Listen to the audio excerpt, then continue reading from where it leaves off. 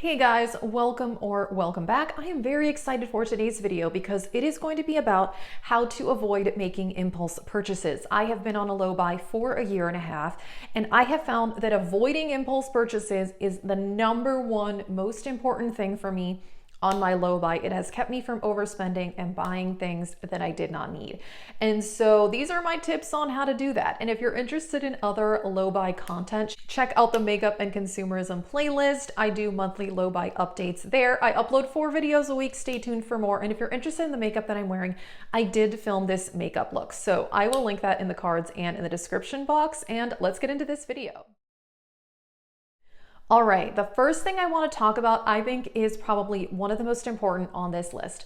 And that is to think about when you're shopping, whether it's online or in a store, think about why were you doing this to begin with? Were you just scrolling on Instagram because you were bored and then you found yourself buying something that you saw?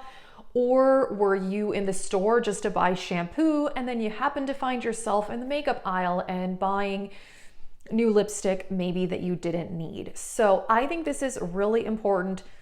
While you're shopping, stop and think, what was your initial goal? What were you actually trying to achieve? What were you doing to begin with? Did it all just kind of start with mindless scrolling online and then you found yourself shopping? And yeah, so this has really helped me a lot, especially for the going in the store for me. I have found, especially if I go to Target for groceries, I would find myself wandering through the makeup aisle and I have to stop myself, say, hey, you're here to buy some cheese. Go buy the cheese and move on with your life.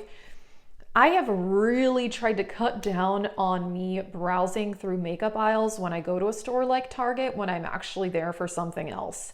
So yeah, this can be kind of important to do, and I found that this has been probably one of the most helpful tips for me. The next one, I know that I've talked about this in other low buy videos, and that is to just wait it out and see how you feel. So whether that's waiting one day or 1 week or even a month, sometimes when I do this, I find that I definitely lose interest in the product, or something new comes out in the meantime that I'm more interested in and that would suit me even better. So I find that waiting really helps. Now, there may be some situations where this may be difficult to do if it's something that you know is probably going to sell out. But honestly, these days, I find that not that many things actually sell out. And if they do, and it's a popular item, the brand usually restocks it. That's just what I've noticed. I feel like the days of the ultra limited edition MAC collections and the waiting in line to buy the Too Faced Sweet Peach palette, I feel like those days are over. I feel like most brands restock popular items, and yeah, I just don't find that anything is truly that limited edition anymore. That's just what I've observed. So I think waiting is totally fine. And when it comes to sales, I highly recommend, if a brand or a website or whatever, a Sephora VIB sale, or you've got an Ulta coupon, whatever it is, don't buy stuff just because it's on sale. When things are on sale, I buy things that I know were already on my wish list. For example, the Sydney Grace Christmas in July sale just happened, and I ordered the Be Mine palette, which is something I've wanted since it came out. So that's been on my wish list for many months. And so I just find that if you're going to buy something on sale, it should only be things you've already wanted, or perhaps to like restock a crucial item for you. I just don't recommend buying random things that you weren't really interested in before it went on sale. So I think those are really important. And I do think that this is related to my next tip, and that is to think when you're shopping, whether it's online or in person, think, is this something you wanted prior to that day or that moment? So I think keeping a wish list is really important. Like I said, for the Sydney Grace sale, I knew that I'd been wanting that palette, and I was definitely tempted to order more things like some of their single shadows or some of their other products. But I was like, I wasn't really interested in those things until the sales started happening. So I decided not to do it. I highly recommend, if there are things that you want, to keep a wish list, and then if it goes on sale, great. But think, on the day you're buying it, were you actually interested in this item prior to that day or that moment? And yeah, I think this one is really crucial as well. The next one is something people say a lot and seems pretty obvious, and I admit that this one doesn't help me as much, but I know that it does help other people, and that is to look for dupes in your collection. Look for similar shades. Can you do a similar makeup look with things that you already have? Now, for me, this doesn't always work, because just because I have a similar shade, it doesn't mean that the formula is the same. And sometimes when it comes to eyeshadow palettes, I'm kind of inspired by the whole layout of the palette and all of that. So even if I have similar shades, it may not quite inspire me the same as a different product. So for me, I don't think I find this one quite as helpful as I had in the past, but definitely I know that has helped a lot of people. The next tip is to think, how often would you actually use this item? Is this something you would use on a regular basis? For me, this is pretty much how I completely stopped buying bright colored lipsticks, because I rarely wear bright or bold lipsticks, and I finally realized I rarely wear them. I need to stop buying them. So I have a few that I have kept around, but I have not bought a bold or bright lipstick in quite a while, potentially years now actually, because I just know that I won't really wear them. And so there's no point. If I wear it once or twice a year, I don't think that that's worth spending the money on, just for me anyway. Another thing would be like if you, for example, obviously everyone's preferences are different. So, you know, this just depends on what you like, but if you don't like full coverage foundation and you maybe wear it like once or twice a year, why buy a new one? Especially if you already have one. You know, same with different eyeshadow palettes. If you don't wear a lot of neutral shadows, you already have a few for those occasions. You usually like bright eyeshadows, you know, why buy that? You know, that's the thing. I am trying to buy things that I will get use out of, that I'll be able to use on a regular basis, that will add something to my collection. I'm really just trying to avoid buying these things that I use like twice a year, because there's just no point. I don't want to spend my money on that.